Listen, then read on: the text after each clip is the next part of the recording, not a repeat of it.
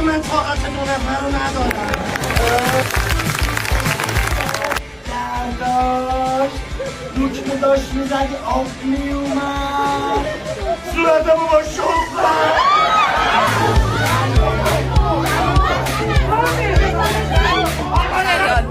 همش خدای قشنگ بود.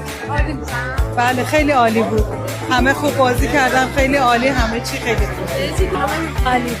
هم واقعا پرمحتوا و هم خنده‌دار و کمدی.